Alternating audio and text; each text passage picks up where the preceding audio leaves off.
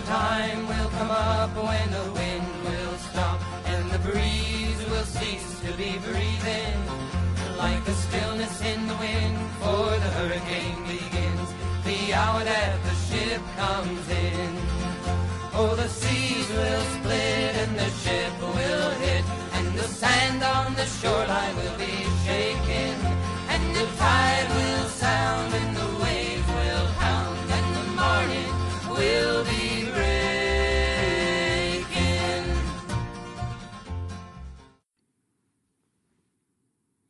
Hi everyone, welcome to another episode of Left and Lefter. My name is Brett and I'm left. And I'm Alice, and I'm Lefter. We've got a couple of topics to discuss today. The first of them is the election, which is coming up on Sunday. It's probably going to be like... Actually, if I get this edited in time, it'll probably be like on the day this episode comes out. You'll know more about it than we do. Yeah. The election in Mexico. It's a general election for the biggest prize up for grabs is the presidency of Mexico. So there's like two, I guess establishment would be the correct term in this context. The traditional Mexican parties have aligned behind two candidates. You have the PRI and a number of other parties are aligning behind Jose Antonio Mied, and the PAN, the more conservative party, is aligning behind Ricardo Anaya Cortez. But both of them are losing in the polls, which is the most significant thing that's been catching headlines about the Mexican election. I'm going to use the abbreviation throughout this conversation of AMLO, because it's Andres Manuel Lopez Obrador, and don't send me an anon about my pronunciation. I already apologize. Anyways, AMLO is a very much left populist candidate who is running for president, and he's currently beating both other candidates significantly, polling at about their polls combined. So it's looking like Mexican politics has always been very much dominated by typically one strong party, the PRI party. So it's sort of been interesting to note that this election, there's this left-wing populist that's sort of coming out of the blue and completely destroying that dynamic. And AMLO is a familiar figure in Mexican politics. He's been presidential candidate several times before under the auspices of I'm trying to remember exactly what it's called. I know the abbreviation is PRD. The Party of the Democratic Revolution, right? But he split off from the PRD to form Morena, which is his own party, which is which stands for the National Regeneration Movement. And he split off from the PRD, as I understand it, because the PRD was shifting to the right, and in fact, the PRD in this election, I believe, is backing Anaya under the For Mexico to the Front electoral alliance, along with the MC party. Yeah. So just so we're not tossing parties around, I guess we should say real quick that there's like Mexico is a 1.5 party system typically.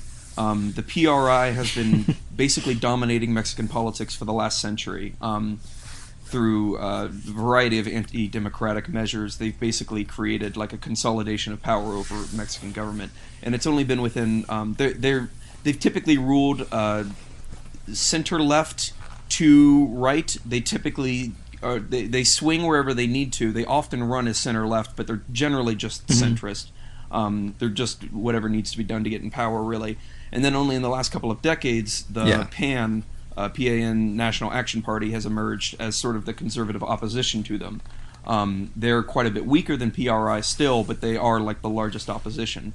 And what makes this election so noteworthy is the fact that a guy who is aligned with neither of these two parties is now situated in a position where he's basically every poll is saying that he's going to win on Sunday. And if he goes through with his campaign promises, it's going to be a significantly different type of governance than any prior Mexican leader in recent history. Yeah, definitely.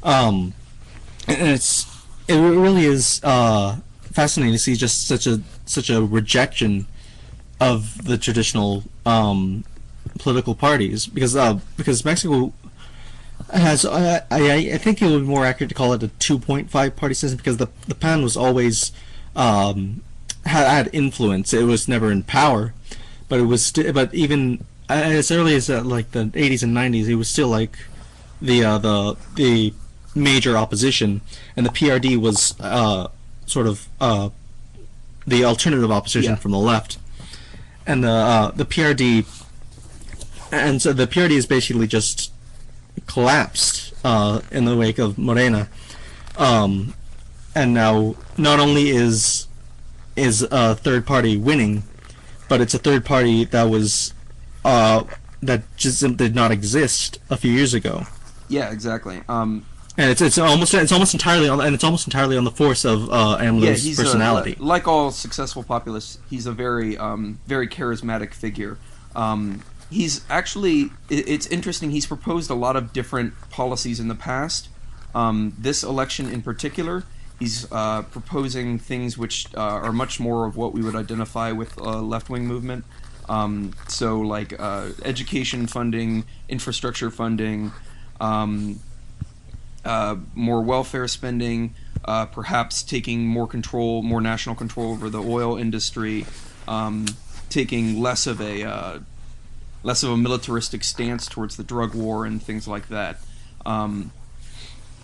This is really sort of new because of the dominance of the PRI and to a lesser extent the PAN. We haven't had like a serious, viable left-wing force in Mexican politics besides the PRD, but they've never really even taken any significant power. So this could be a pretty significant shift in Mexican politics, and so that's something to look out for this weekend. There's also the potential chance, which some people have speculated, that the PRI might engage in electoral fraud with the intent of securing the election anyways. So that's an alternative that hopefully will be avoided. Yes. But moving on from Mexico specifically, we have, of course, an issue that's very closely related to Mexico, but more centers around the United States and its immigration policy, which obviously has come under intense scrutiny in the past couple of weeks, particularly as regards ICE and the Department of Homeland Security's policies of separating families at the border. So transitioning now from Mexico to the immigration issue, which is going to be one of our main two for today. What essentially happened was not too long ago, the Donald Trump administration announced a zero-tolerance policy, which said that they are going to attempt to prosecute and deport anyone who crosses the border, more or less, instead of what has traditionally been done, which is focusing on people who habitually try to re-enter the United States or people with a criminal background or things like that. They're essentially not targeting prosecutions and deportations anymore. They're just trying to go for everyone, all undocumented immigrants and asylum seekers. And as a result of that, the immigrant detainee system has been overwhelmed because of the sudden influx of a new population, and they especially have not been able to have any room for children. And this is, I should note, this is the way the Trump administration is putting it, is that they have now had to separate children from their families. They have been required to, because of a legal ruling which says that children can't be detained for more than 20 days in anything except a child care facility. So the Donald Trump administration has been setting up these what are effectively child prison camps to separate children from their family and keep them isolated in these prisons. What is really more of a realistic case of what's happening is that they've passed the zero tolerance policy, and then they are also pursuing this family separation policy, partially as sort of like an intentional act of cruelty to try to deter people from crossing the border, but also they're trying to use it sort of as a political chip that they could use to force immigration reform by by basically manufacturing a crisis. Right. And like this tactic of separating families, I should note, isn't exactly new on the border. It's been done before, and with the intent of acting as a deterrent to future attempts to migrate.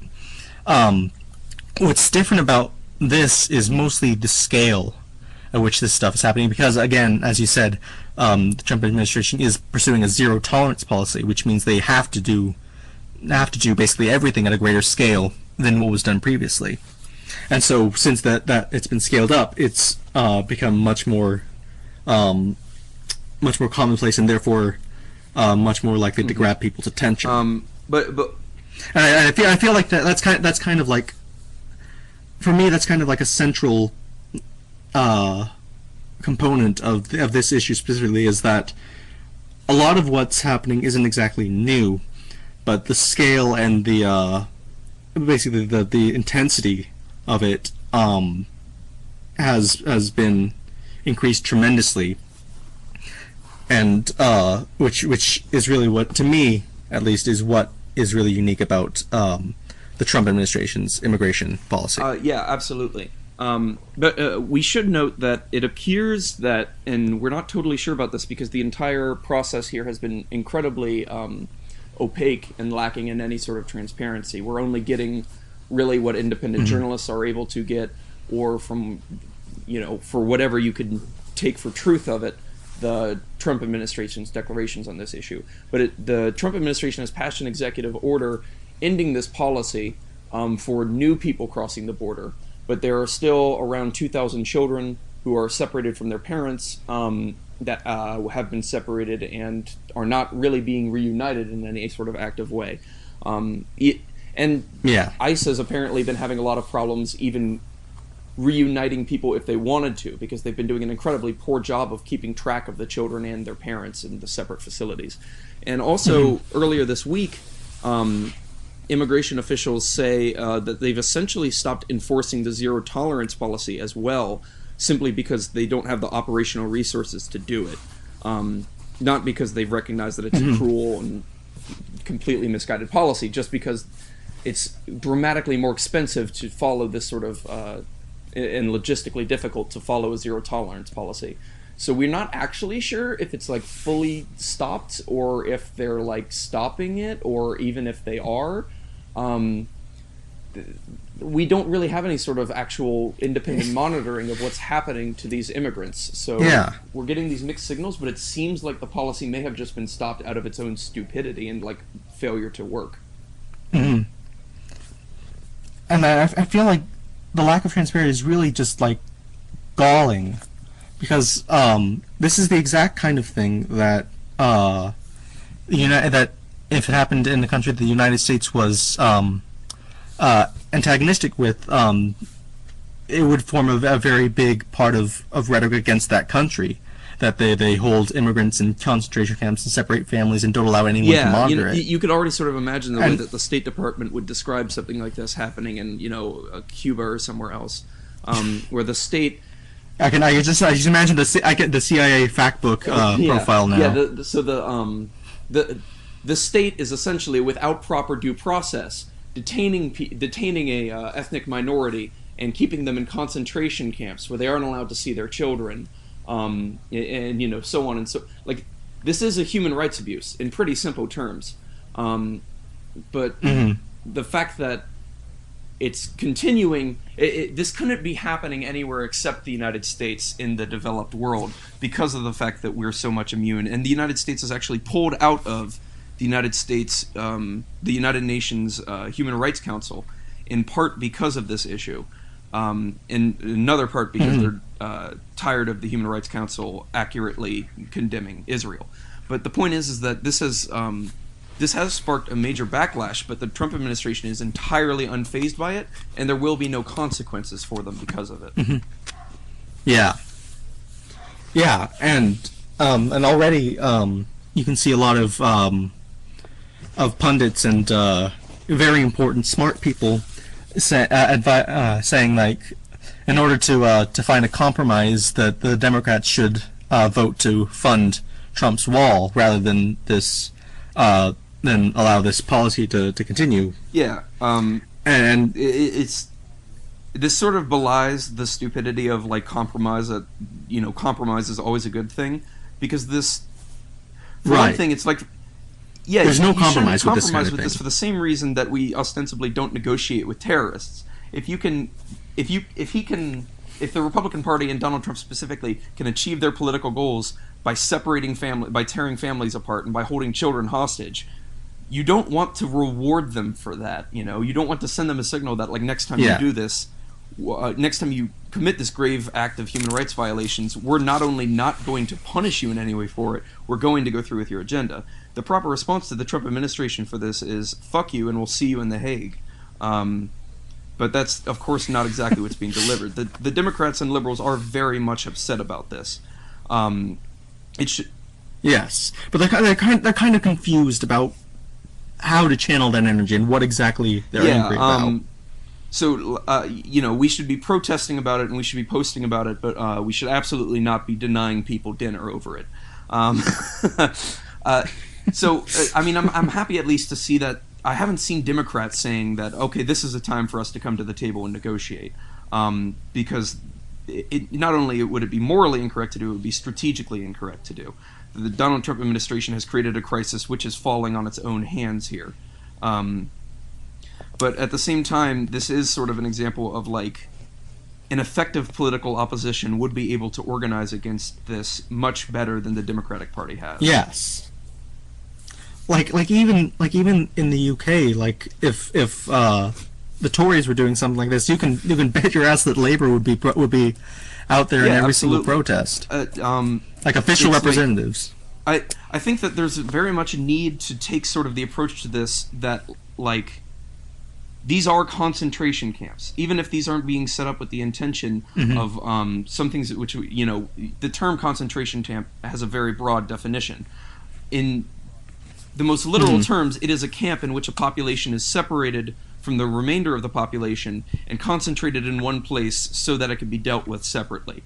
This is a concentration camp, and we should rhetorically be referring to it as such.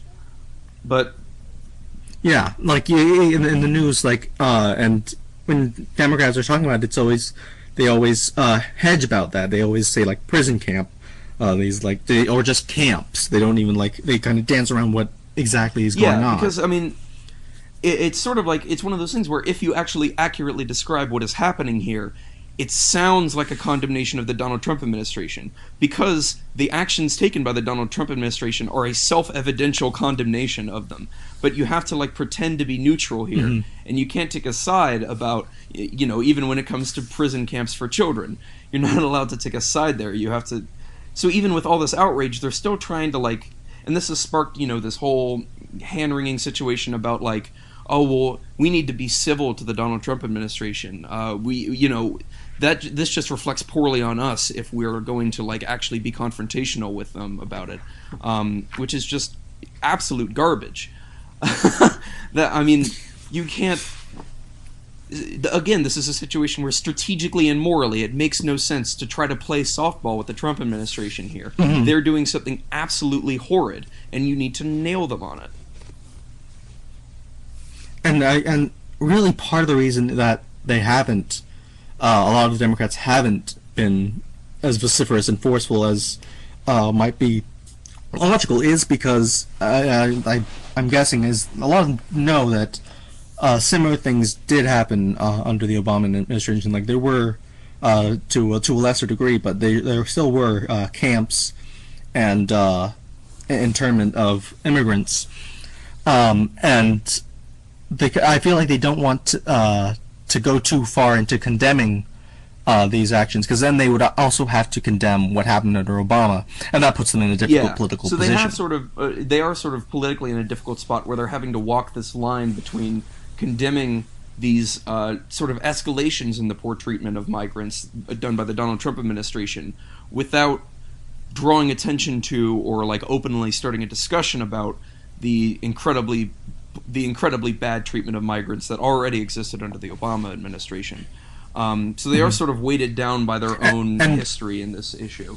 But the thing is, like, it's doing them no good because conservatives already have that talking point active. Basically the argument the conservatives have now is Obama did this, so it's okay. Why weren't you all complaining about this during the Obama administration? It's extremely difficult for liberals to argue against that. Yeah, well, I mean, I mean that's kind of true.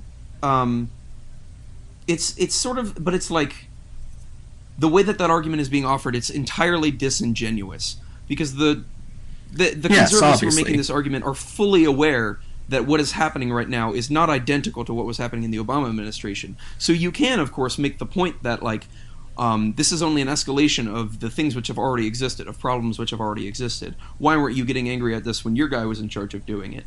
And that's a legitimate criticism, but it isn't being made at all in good faith. It's being made entirely to deflect the fact that conservatives know what is happening right now is entirely morally indefensible, and so they need to shift the narrative about it. Yeah. Right. It's a really and that really is kind of like liberals face this criticism obviously both from the left and from the right, and they call both of them like whataboutism. But I feel like from the right it's really more of an accurate descriptor. Because from the left, like leftists use that sort of that kind of line as more of a critique of the immigration system as a whole, whereas the right is simply trying to justify what is happening now. So the critiques of this from the left aren't trying to deflect from anything or defend from anything. It's just a general critique of a United States immigration policy, while the Republicans are trying to participate in this by deflecting criticism of current policy by pointing out a continuity with prior policy. So it is, even though it is on the surface the same sort of criticism, it's done in a very much different way with a different intent. That's certainly correct. Mm-hmm. And I think I'd like to talk a bit more about like the individual like lawmakers and the party's responses to this, because there have been some interesting episodes, I think, like especially among the those Democrats who were sort of testing the waters for a presidential run. Like Kamala Harris was being interviewed, I think it was on NBC, and she condemned obviously the existence of the prison camps, but she also defended the existence of ICE in general, which is increasingly becoming an unpopular position among the Democratic base. Yeah, well, it's interesting because this is so there's something which has become increasingly popular, and it's now been endorsed by, I think, 4 or 5 Democratic congressmen, and as of today, 1 Democratic senator, Kirsten Gillibrand. The idea that we should abolish ICE entirely has sort of been coming into the mainstream out of a very much left discourse. So, like, I've been seeing people throw this term around on Twitter and trying to get it to stick now for like a year or so. And it's been fascinating to watch that this crisis has actually given them an opportunity to bring it into the mainstream, where Democrats are now having to grapple with this issue of not only should we just address immigration with the types of immigration reform that you've been traditionally proposing for, we need to dismantle this institution which has been responsible for this poor immigration policy we've had up to this point, which has been, or at least active in creating this poor immigration policy.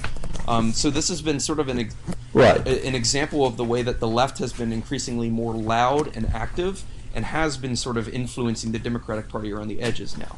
I think that as time goes on, we're going to start seeing more Democrats on the left wing of the party embrace this call to abolish ICE, and I think that it's a fantastic development.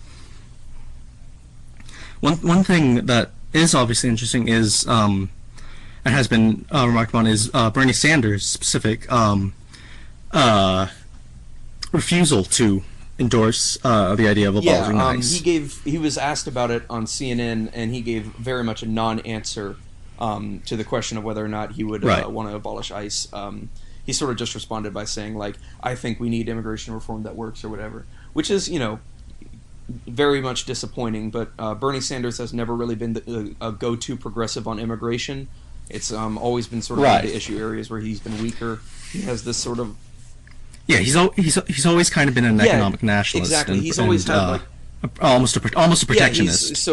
That's a good way of describing it. He's always had sort of this economic nationalist string from the left, where he's opposed to free trade not just because of the pro-corporate policies of free trade agreements, but because he thinks that protectionist tariffs and stuff can be beneficial to workers, and he thinks that open borders would be detrimental to workers, and so on and so forth.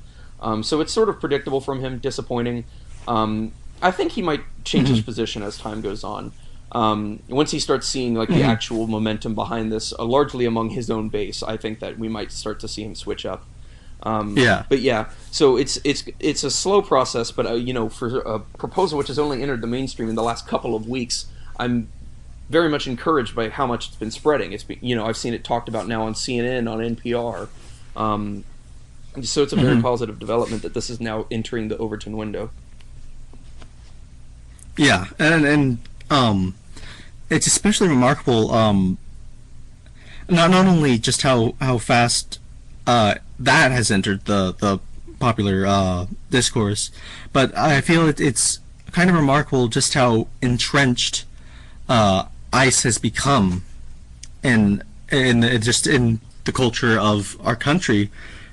Because it really isn't that old, and now abolishing it is considered a radical idea.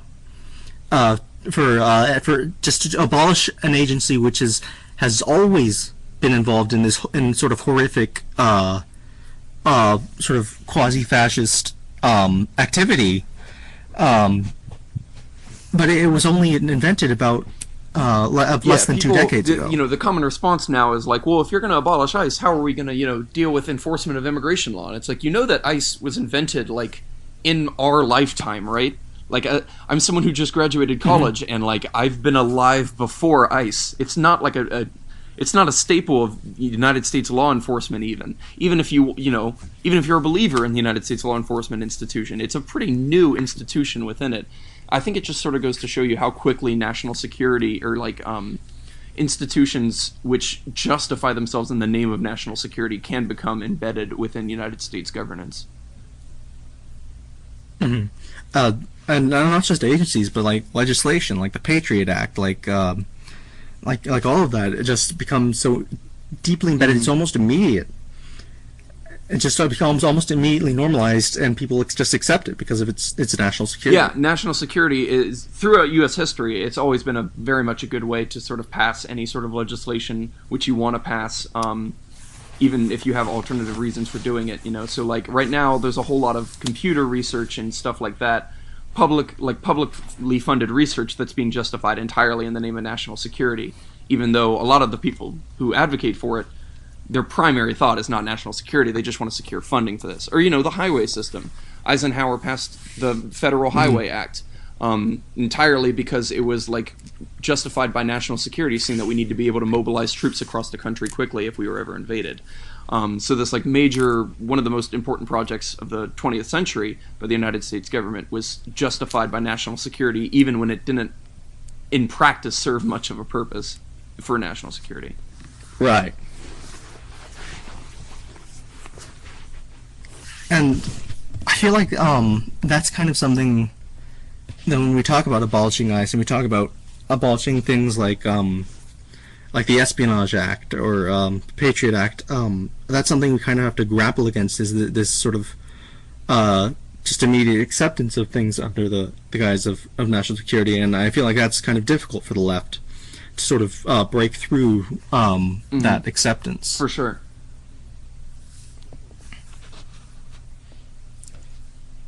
But I think that's about enough on that topic for today.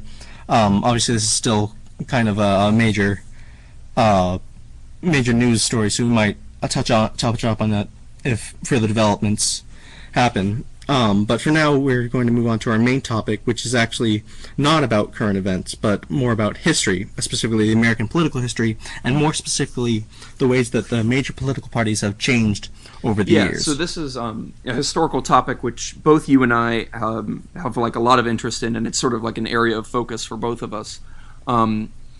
You've gotten into some fights on the Blue Hell website recently over this exact issue. How about you go over? Yes. Don't give us a blow by blow of Blue Hell site drama, but like what was it that led you into this conversation about this topic recently? Well, it was like the first thing was that I shared like a screenshot of a Twitter thread with noted fascist idiot Baked Alaska, saying like you'll never be taught in schools that the Democratic Party was the party of slavery and the Ku Klux Klan, and someone else saying they absolutely teach you that in schools, and Baked Alaska replying, I was homeschooled and just it wasn't absolutely taught. Slam dunking his mom on Twitter. But that kind of led, because obviously people like to comment on things, and sometimes people comment wrong things, and so I get a lot of comments on that, saying like, "Oh, the parties switched in the '60s," and there's some people like seemingly under the impression that the parties like switched names in the '60s for some reason, and because this is an area I'm so invested in as an area of interest. It really kind of, it's really a pet peeve of mine when people like deploy that sort of simplistic understanding of how the political parties developed and changed over the years, because it's far more complex than just a switch at some nebulous point, and it's a poor understanding of what the parties were to say like the Republicans used to be liberal and the Democrats used to be conservative, and then they switched. And I feel like that's kind of a larger issue with the way history is taught, is these sort of simplistic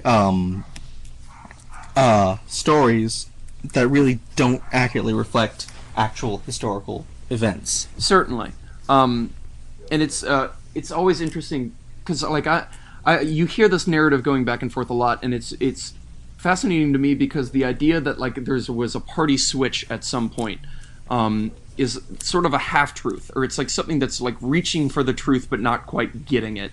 Yes. So, one of the most important developments of party politics in the 20th century was that parties have now become like solidly liberal and solidly conservative, when that was not at all the case prior to just, the 1960s. You made the case in that argument that there were always sort of progressive and conservative wings of each party. Prior to really the mid-20th century, party identification was more a function of ethnicity and of region and of sort of like your cultural and class status than it actually was of political belief. So you had people, during the Reconstruction in the Republican Party who centered their entire political career upon delivering the demands of large businesses in the Northeast, while you also had radical Republicans who were, very Benjamin dedicated Wade. abolitionists and who frequently criticized capitalism as a system. We've had like Republican congressmen in the 19th century who were critical of capitalism.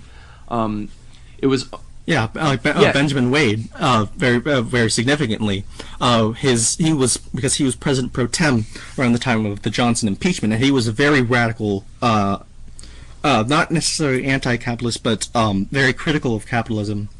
He was probably one of the most radical Republicans in the Congress, and because he was president pro tem, if Johnson had been impeached, because Johnson had no vice president, Wade would have become president, and that fact is probably a large reason why a lot of the moderate Republicans in the Senate declined to convict Andrew Johnson. Exactly. Like there was a guy in the Republican Party who was so fucking left wing that he like kept a shitty president in office.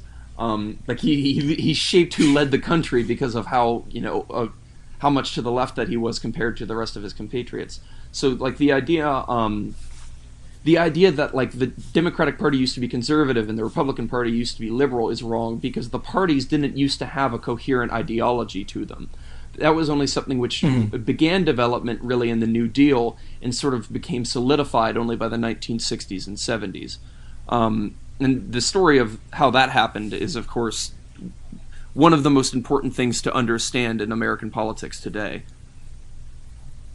Yeah, and I think we should, before we get into like the New Deal specifically, I think we should talk a bit about the Progressive Era, because that, I feel, is a good provides good background for what led to the New Deal, because during the Progressive Era, you had I feel Progressive Era is really when progressives started becoming a major force within the Democratic Party. Especially obviously probably the most important figure in that development was, of course, William Jennings Bryan. And this is also around the time when conservatives started gaining more traction within the Republican Party. Because while they weren't ideological blocs as they are now, the parties did have sort of leanings, which was largely informed by position during the Civil War, because of course the Democratic Party was very strong in the South, and that informed how it operated in the post-war country, whereas obviously the Republicans were associated with abolition and with opposition to slavery and preservation of the Union. And around the time of the 1910s and the 1920s, you had figures like William McKinley and Calvin Coolidge gaining power within the Republican Party and steering it on a more conservative course, which ultimately culminated in what it ultimately became. Yeah. So it was, like you said, it was sort of the emergence of these blocks by different conditions and people in different places. So the South, for both Democrats and Republicans, the South was overwhelmingly Democrat. But even for Republicans in the South at the time, they often took a fairly conservative shtick, mostly around this time, a major faction within the Republican Party in the South was called the Lily Whites, which sought to gain political power in the South by accepting segregation and by basically being racist. Yeah, exactly. Their whole thing was, we should be racist so we can win elections. Because the Southern Democratic Party was very much, as you know, is correctly stated by noted dumbass Baked Alaska, they were like the faction in the party of slavery. They were the defenders of, landed white slave-owning aristocracy.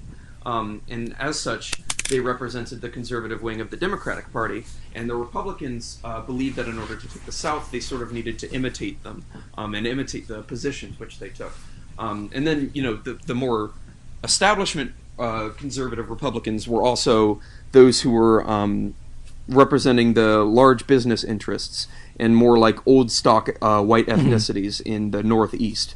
While at the same time, there were large progressive forces in the Republican Party and the Democratic Party as well.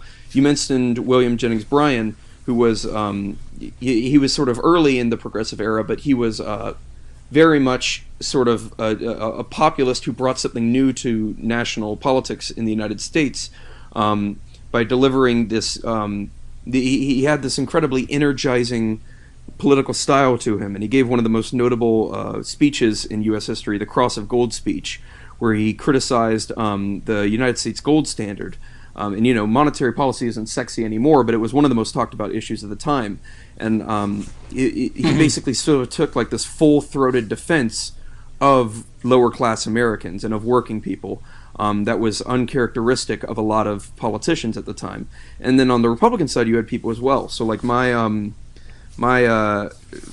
our header on our blog, the guy representing me on the left is Robert La Follette, one of my favorite ever politicians in the United States, who is this incredibly consistent politician who took aim at corporate monopolies. He was one of the most vocal opponents to World War I and was published harshly for it. He took on the railroads. He supported labor unions. So you had these wings within each party. and it became more defined in the progressive era because of the fact that progressive politics began to transform into a movement, and with that movement came a voting bloc to sort of back these people within the parties. And part of the around this time, the progressive movement, a large chunk of the progressive movement saw both parties as unable to effectively meet their demands, and so they formed their own parties. There was the Populist Party was the most significant. There was also the Greenback Party, which nominated for president. I'm going off my memory, but I believe it was the Greenback Party that nominated Cooper, the noted abolitionist and inventor, who formed Cooper Union in New York to provide free education for poor industrious Americans. These were progressive parties that advocated for the progressive movement, and ultimately, what happened was these parties were generally absorbed into mostly the Democratic Party. They basically ate the populists, and that helped strengthen the progressive wing within those parties. And of course, some of the populists went on to form the Socialist Party, the Social Democratic Party. But we won't get into that for now. And you saw all sorts of regional movements for this too. So like this. Correct me if I'm wrong, this may have come a little bit... No, I think this was around the same time. You saw, like, in the Great Plains and, like, the Dakotas, you would see emergence of populist organizations like the Nonpartisan League, or the... That was around this time. And then, like, the Farmer Labor's Party in Minnesota. So you would see this sort of, like, burst of progressive activism. And like you said, it eventually became absorbed primarily by the Democratic Party. And it was this sort of left-wing take on economic issues and like support of working class, which was brought into prominence by the policies that were taken into place by FDR during the New Deal. FDR was not always, he was not actually a populist. By his nature, he came from an incredibly wealthy patrician family. And he really only started to take this left-wing stance during the New Deal when he realized the political importance of doing so. But even so, he sort of single-handedly led to this party realignment where the Democratic Party became the party of the disenfranchised and the poor. So he created this coalition of workers, of the unemployed, of farmers, of African Americans, those who had the ability to vote at the time, and of middle-class people, sometimes many small business owners. He created this incredibly broad coalition of people that's all sort of galvanized around these New Deal policies, which were meant to reshape, provide relief, to provide a recovery against the actual depression itself, and then to reform the economy in such a way to benefit the working classes. And so you started to see the Democratic Party take on this very left-wing stance for the first time as like a primary position during the New Deal.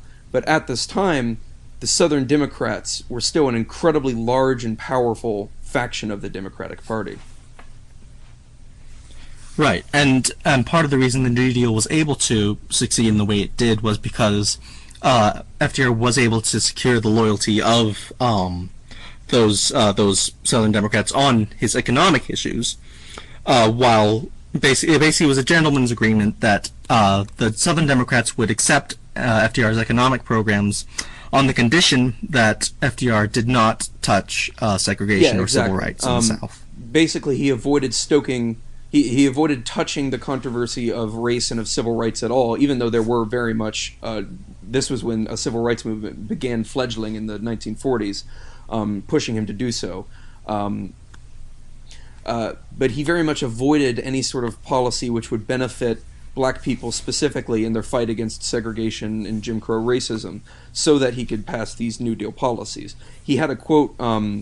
in one of his inaugural addresses that was something to the effect of, "I am of the belief in putting first things first," and that's the way that he saw it. His view was that like the country is in crisis and we need to pass these New Deal reforms, and then we could move on to other matters. That was the way that he sort of justified what he was doing to himself. But regardless of this, Right. after Roosevelt passed, the issue of race only grew in importance and controversy, and it started to tear the Democratic Party apart. So a major point in this was in 1948 when Strom Thurmond, Southern Democrat, left the Democratic National Convention because they included a plank in favor of civil rights. And he ran on his own Dixiecrat platform, which was sort of like the first large battle in the fight within the Democratic Party. And of course, what was also happening in 1948 was that Harry Truman was also facing a challenge from the left in the form of Henry Wallace. And I feel like that campaign, in a lot of ways, kind of helped to define the boundaries of where the Democratic Party allowed itself to be in terms of policy for the next 20, 30 years. It was between the far left of Henry Wallace and the far right of Strom Thurmond. I think you're completely right about that, because Truman was the first Cold War liberal, which is this very distinctive ideology during the mid-20th century for Democrats, where you would be fairly progressive on domestic issues, not incredibly progressive, but you would be fairly center-left on them, while taking a pretty interventionist stance against communism abroad. Henry Wallace sort of challenged this. He believed that the United States and the Soviet Union should have a cooperative relationship with one another, while Truman was very much of this anti-communist bent. And you're right that the loss of Henry Wallace sort of defined anything except anti-communism as like a failure to dedicate to anti-communism became a failure to participate in American politics with that election. Mm-hmm. Yeah. And going back to the New Deal a bit, because I feel like it's a very significant part of American political development, simply because Franklin Roosevelt was president from 1932, right? 1932. 1933. He won in 1932, but he was elected in 32, and he died in 44. That's a period of 12 years in which he was basically the guiding light of American politics. And because he was in office for so long, he basically left an indelible mark on the Democratic Party through the policies he pursued. So much so that they became defining features of the Democratic Party. They weren't just the policies of one president and his own ideological tendencies, like the policies of Grover Cleveland or Woodrow Wilson. They became part of what the Democratic Party was. And Republicans, by the same token, had to stake out their own positions in principled opposition to the New Deal, and so the New Deal helped to define what the Republicans were. That's true, but I think it's also important to note the way over that, a decade. So Roosevelt's liberalism became the ideological it took a position of ideological hegemony in the United States for the preceding decades. Yeah. So even though the Republicans did come to define themselves by by the guys who are not the New Deal guys, they at the same time were sort of constrained by the popularity of New Deal politics. So even though they said, all right, well, we need to put some restrictions on labor and we need to take this sort of fiscally conservative approach, at the same time, now the Republicans, they couldn't touch Social Security. The Republicans, if you look at their platforms in the 50s, they were saying, oh, yeah, no, we want national funds to healthcare and education, too. We promise. Because this sort of economic liberalism became so popular under Roosevelt, that to violate it would have been political suicide. So it sort of set the boundaries by which politics was performed during this period of U.S. politics up until the 80s. Mm-hmm. Right. And I feel like the New Deal helped to define what the Democrats were, I feel, more than it helped to define what the Republicans were, or what they would eventually become. But that's why I said, the Republicans staked out positions of principled opposition, Wendell Willkie, I feel, is a very good example of this, because he was originally a Democrat, he was originally a Roosevelt supporter, but he was turned off by portions of the New Deal, and he staked out a position of supporting some of them, but opposing others. For example, the Tennessee Valley Authority, he was a particular point of contention for him. And so, around this time, the Republicans were, as you said, constrained by having to support parts of the New Deal and having to find out where they could find points of opposition that would resonate with voters. And the answer was they really couldn't for a long while. Yeah, exactly. So the Democratic Party during this period was very much dominant in national politics. For the majority of the 1940s through, say, the 1970s, the Democrats controlled the House especially, and to a lesser extent the Senate, and the majority of the time of president was Democratic. But at the same time of this Democratic dominance over national politics, there was like this growing tension within the Democratic Party between this northern liberal faction and the southern conservative faction. And so I said Strom Thurmond's run was sort of like the first shot fired in this conflict. It began brewing a lot more during the 1950s, especially after Brown v. Board of Education, where you had. And I feel this is kind of where the idea of like this switch, so-called, happening in the 60s is because that's really when this all came to a head. This is where the switch narrative starts right here. So you had a whole bunch of Southerners signing this document called the Southern Manifesto, almost all of them Democrats. So there's a quote here where they say desegregation was destroying the amicable relations between the white and Negro races that had been created through 90 years of patient effort by the good people of both races. And they issued this campaign that they called massive resistance to the ruling. And it became this major sticking point. It became one of the defining sticking points of Southern politics. And so this sort of set up the field for going into the 1960s, when the civil rights movement really came into its own. And it's important to really understand how solid a block the Southern Republicans were on this sort of issue, because you mentioned the Southern Manifesto. There were only 3 Southern senators not to sign it. There were Estes Kefauver, Al Gore Sr., and LBJ. Which is No, it's very interesting how LBJ fits in there. Mm-hmm. Yeah, especially since LBJ kind of was teased with race baiting in a lot of his senatorial so campaigns. Johnson was a Southern politician who played his cards very carefully throughout his entire campaign. He didn't really have any desire to stick by this harsh white supremacy that defines Southern Democratic politics, but he knew it was very much a necessity to survive within Southern politics. But as time went on, and the Democratic, eventually he became president after Kennedy's assassination. And at the same time that the civil rights movement was beginning to escalate. So eventually, President Johnson, at this point, was pressured into signing the 1964 Civil Rights Act. And when he did so, there's this famous quote of him where he said to an aide that by signing this, he's lost the South for a generation. And he was completely correct about it.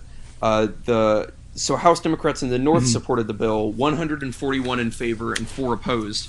And House Democrats in the South opposed the bill, 92 opposed, 11 in favor. And in that year of 1964, it was an election year. And for the first time ever, the South swung Republican, because Barry Goldwater ran. It was the first time that, and we'll get into Barry Goldwater obviously in a second, but the 1964 election, I feel, it provides a very clear image of how the South was swinging, because that was the first time in history that the state of Georgia had not voted for the Democratic candidate. Yeah, absolutely. It was so there's been an analysis done in political science. For the record, I'm using my real OG followers will remember that for a long time I was working on a thesis project on the Republican Party and the far right, and it deals a lot with this. So I have like a lot of research on this specific area of history already pulled. And there was an analysis identified that found 1965 as the first year like of the century where congressional Democrats voted more liberally on the issue of race than Republicans did. Because 1964 was the period that began the Southern exodus to the Republican Party. It was the first time, like, Democrats went from winning only the South in 1956. They lost everywhere except the South in the 1956 election, to winning everywhere except for the South in 1964. The Democrats won every single state in 1964 except for the South and Arizona, Goldwater's home state. So it was this massive, quick change where once the Democrats became the party of civil rights, became to be seen as the party of racial equality, the Southern Democrats immediately realized this is no longer our party. I shouldn't say immediately, because the process was gradual from decades moving on to that point. But this was when really the shit hit the fan. This is when Southern Democrats became discontented with their own party, and the Republicans realized that this issue of race in the South can be strategically utilized by them to create a realignment and to win over voters that the Democrats had just lost. Mm-hmm. Yeah, my grandmother and I were talking about the '64 election when a couple of years ago when we visited the LBJ library in Austin, and she called it the day that the Yellow Dogs died. Which is and Yellow Dog Democrats are basically Southern white Democrats who voted straight Democrat because that's what everyone had always done in their family. Yeah, for sure. And so it's important to recognize also Barry Goldwater's role in this election. Barry Goldwater was a arch conservative. So when Barry Goldwater ran, he ran against Norman Rockwell, who was very much representative of this sort of more moderate northeastern Republican establishment. You mean Rockefeller? Yeah, not the painter. Norman. Not that one. Norman Rockefeller of the Rockefeller family. When Barry Goldwater ran, he beat Rockefeller. And it was the first time that really it was the first time in a long time that the conservative candidate had beaten the moderate candidate. Eisenhower beat Taft. The moderate establishment had always beaten the conservative Republicans. But Goldwater ran, and he ran this very far-right campaign, which ultimately lost him the nation dramatically. But he won the South. Like, he was the first Republican to really do that.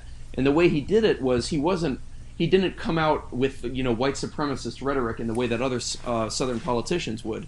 He had this sort of like principled constitutionalism, where he said that desegregation of private businesses and private spaces and so on violates Constitution, and it's the violation of individual freedoms. And in doing so, he set up the narrative for how Republicans would approach this issue for decades to come, and to an extent still today.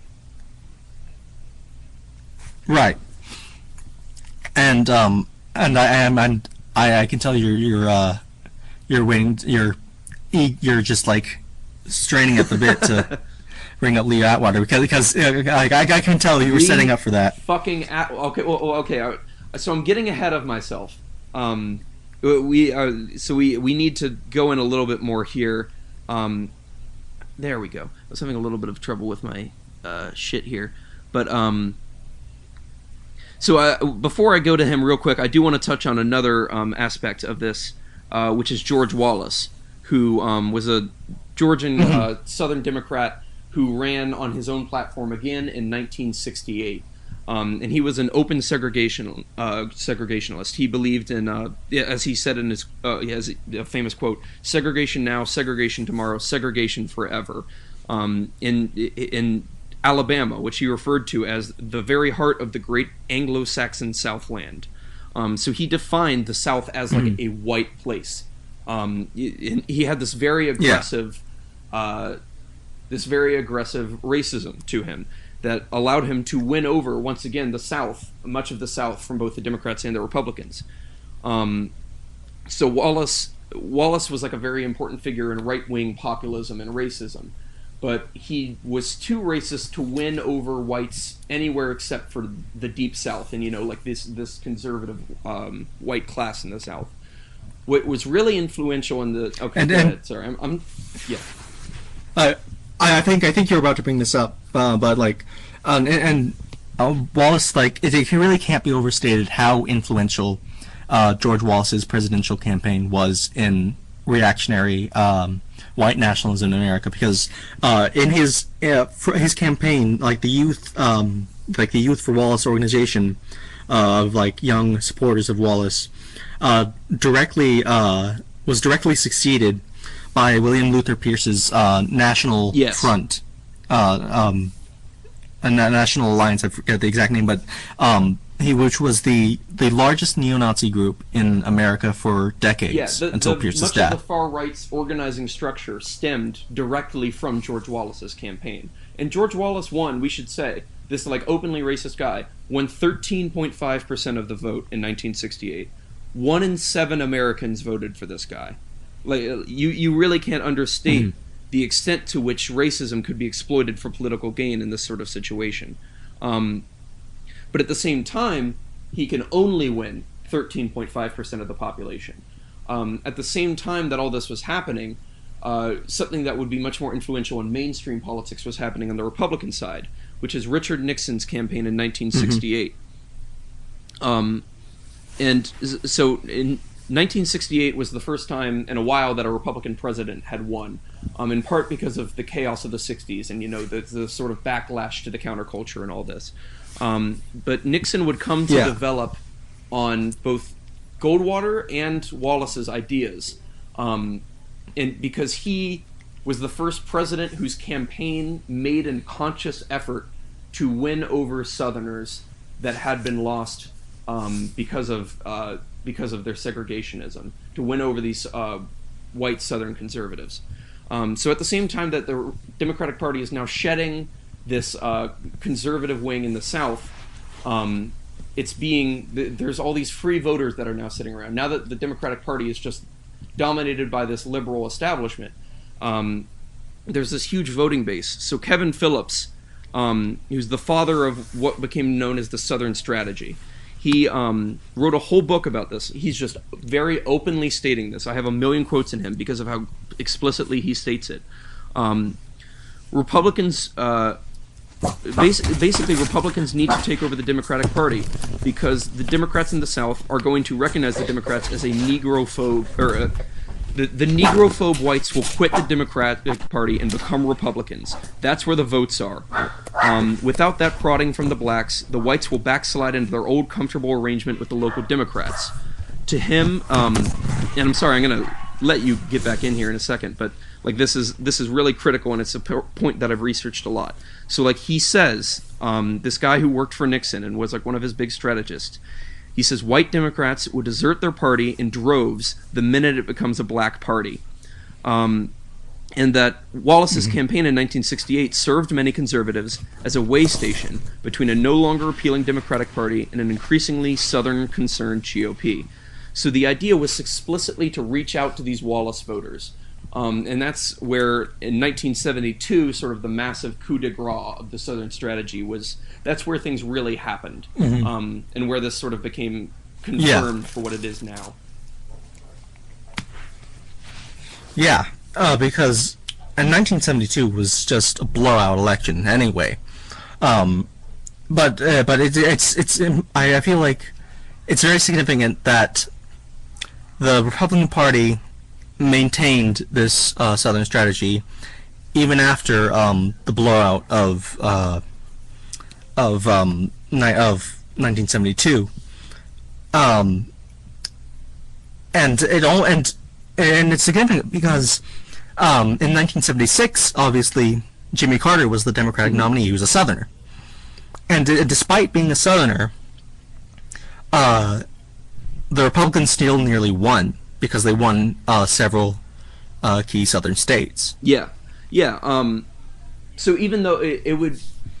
Because they were able to use the strategy. To contemporary viewers that like 1972 was like just a it was like an aberration from the normal, but it came to define Republican politics for years to come.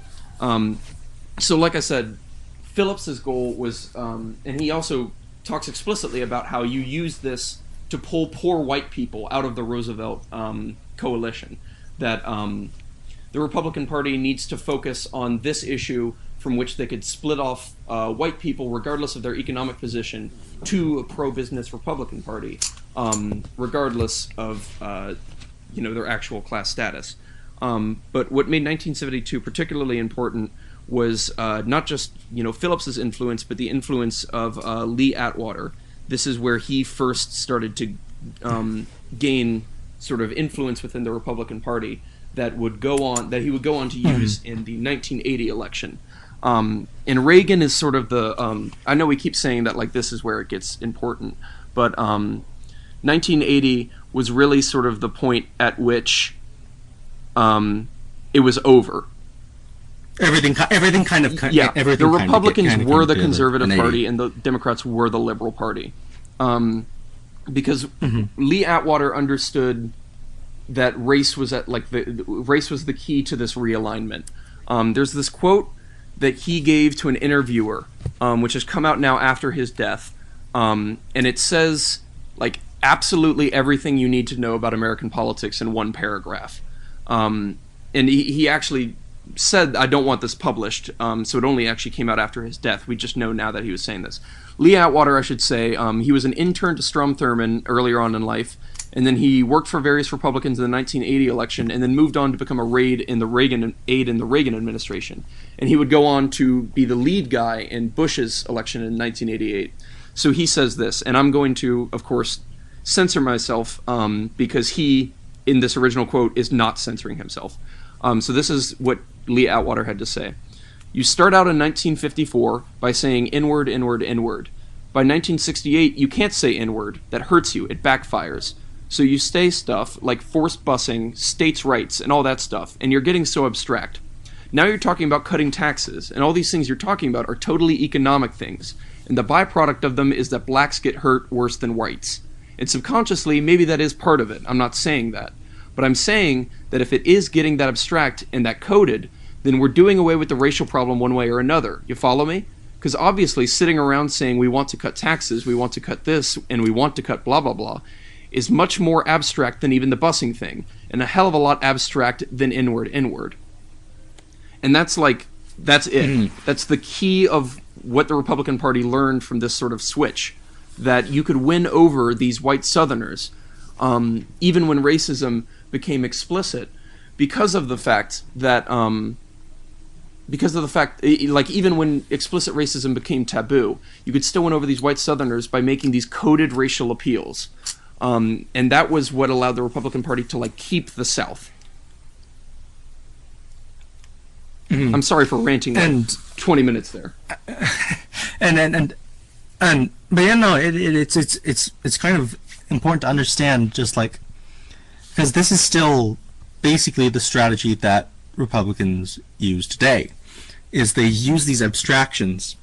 They use language and issues that are so abstracted from the racial issue that they cannot possibly be attacked on racial lines, even though it's clear to anyone who pays attention that the byproduct of what they're suggesting is that black people and that Hispanic people, that gay people, that any sort of minorities get hurt worse than just straight white cis men.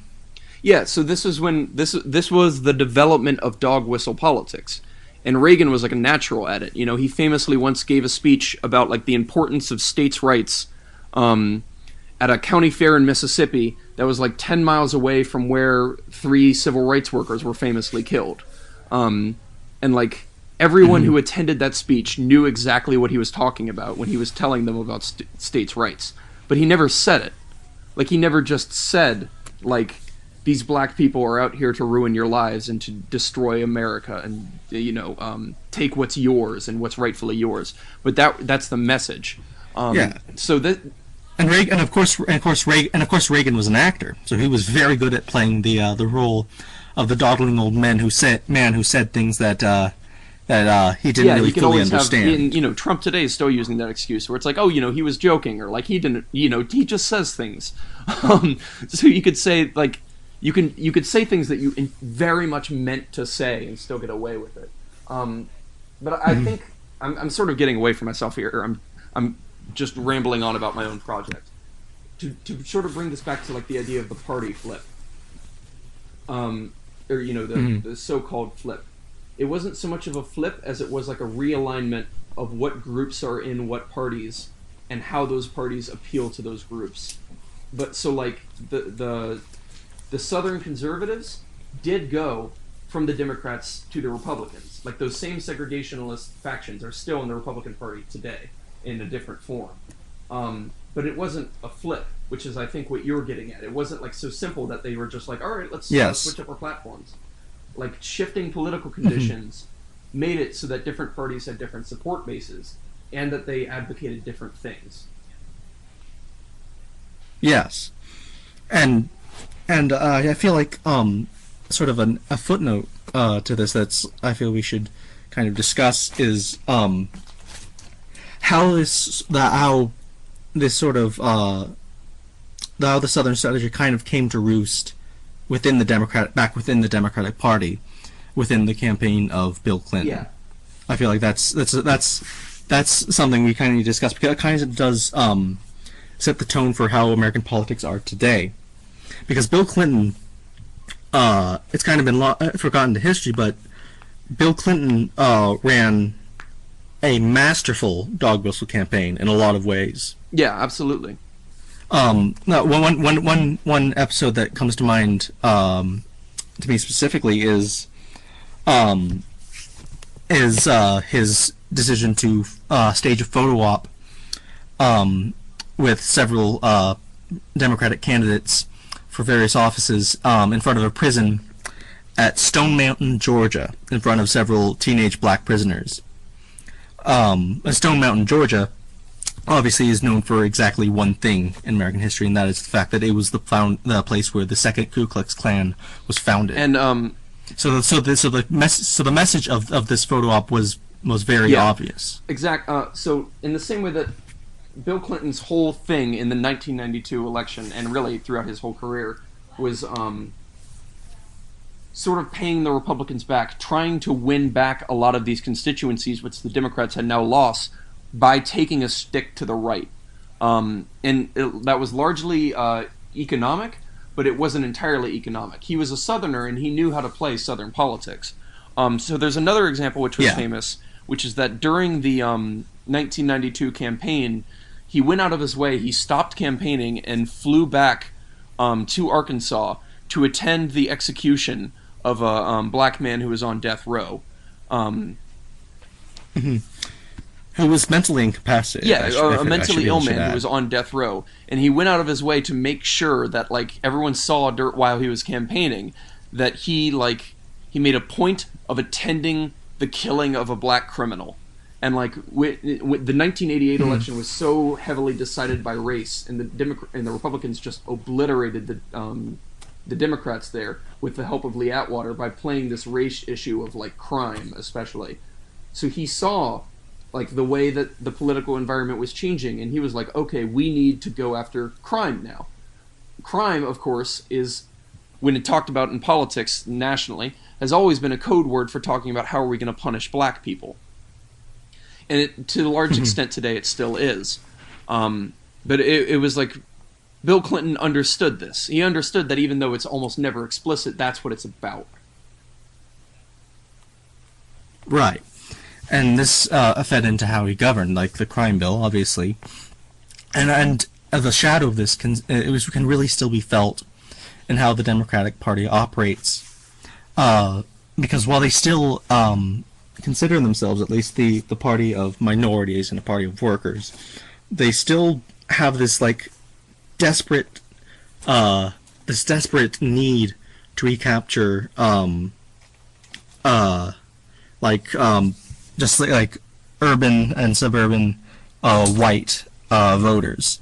that was a major point of Hillary's campaign was capturing these suburban white voters in places like Pennsylvania and Michigan in order to win the election. Yeah, exactly. So like, and the Democratic Party has been sort of the home of ethnic minority populations in the United States since the civil rights realignment that we talked about earlier. But because of the fact that they're, my mind is blanking at the moment right now. I can't remember what the it's what's known in political science as a captured population. There's two parties. One is explicitly antithetical to their interests, the Republican Party, and then one is just sort of moderate about their interests. They aren't particularly strong about it, or but they're not opposed to them in any way, and they'll give them concessions. And because the Republican Party has no electoral incentive to try to compete for this population, they're effectively trapped within one party. And because of that, even though they make up a very large portion of the party, black people actually have a disproportionately small amount of power within the party. But at the same time, even though the Democrats have realized that this is a population they can't lose, they're not worried about losing it. So they still try to seek out these populations that they've lost, and they don't really seem to understand how to do it. So they've, when you go to Clinton was trying to paint himself as now I'm the tough on crime guy, and I'm going to pass these laws against illegal immigrants as well. So he keeps trying. Democrats still have this desire to position themselves in such a way as to recapture these white losses that they've had, without actually without actually doing what allowed them to win over white populations in the first place, which is economic progressivism. And this is right. They want to have their they want to have so their this cake is and eat what it too. comes down to the debate of where we are right now, which is this has been one of the biggest debates on the left over the last 2 years or so, which is can you win back working class whites without going into racism? And I absolutely believe so, and I know that you do as well. I think that you absolutely can win a cross-racial, class-based political coalition. But the Democrats believe that you can't do this. They look at their own history and they're look, we either deal with anti-racism and we lose all the white people, or we don't, and we just ignore these issues entirely. So either Democrats now try to be racist to win over white people, like Clinton often did, or they just decide to give up on white working class populations entirely. So they're stuck in this idea that these are conflicting goals because of their own history on the topic. Mm-hmm. And that really is kind of the essential issue for the Democrats, and the reason why they're facing so much internal conflict is this just grappling with these internal contradictions that they see. So, I mean, the Democratic Party, it's throughout its history, it's just been rife with these splits internally. And today we're also in a position where the Democratic Party is very much rife with ideological splits. But I think that, and again, I apologize if I've sort of dragged this conversation away from its roots, but I feel like it's important to understand the full complexity of party history in order to get this idea of where we are now. Mm-hmm. And more importantly, where we can go from here. Exactly. You can't understand neither the present nor the future without understanding the past. Right. But I think this is a great conversation. I'd love to keep it going, but I feel like we're going a little over time. Just a little. So I feel like we should probably set it aside for now. Well, thank you all for joining us today on the special Brett Can't Keep His Mouth Shut episode of Left and Lefter. My name is Brett, and I've been left. And I'm Alice, and I'm Lefter. We'll see you soon. Oh, a song will lift as the mainsail shifts and the boat drifts on to the shoreline. And the sun will respect every face on the deck the hour that the ship comes in. And the sands will roll